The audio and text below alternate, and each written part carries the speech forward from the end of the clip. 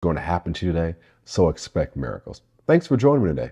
Faith in Morning exists to help you start today with faith and encouragement. And we're going to get started with our Faith Family Confessions, our Faith in Morning Confessions, how we start every single daily devotional podcast. Say it with me, say, I'm the salt of the earth. I'm the light of this world. Jesus said it, so I believe it. I'm a carrier of the glory of God. Today, I will experience the extreme goodness of God. Today, I make myself available for God to show his goodness to others through me.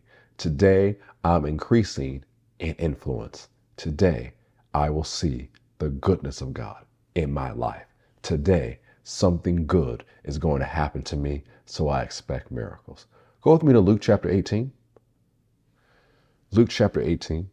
Let's start with verse 1. It says, Then he, Jesus, spoke a parable to them that men always ought to pray and not lose heart or not faint. So the whole purpose of this parable was that people would keep praying and not give up in prayer, because it's very easy to give up in prayer. Sometimes the answer that we're praying about doesn't happen immediately, and it takes time, especially when you're praying about certain things like I call prayer projects, that it takes weeks or months or even years to pray that thing in or to pray it through. And sometimes when you're praying about that, you don't realize that there's resistance. The prophet Daniel encountered that when you read the book of Daniel, how there was demonic resistance to his prayer request coming to pass.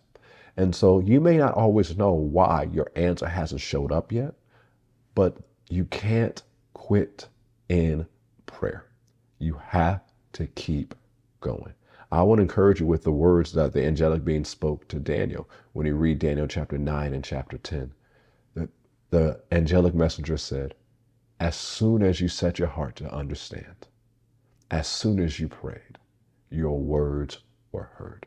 And the angelic being said, I've come for your words. So know that God hears you when you pray. Your answer may not have showed up, but I want to encourage you, don't give up. Keep pushing in prayer. Keep praying until something happens. Keep praying for that loved one. Keep praying for that backslidden child. Keep praying out that dream God's put in your house, in your heart. Keep praying about that open door, that opportunity. Keep praying about that business plan or that ministry he's given you.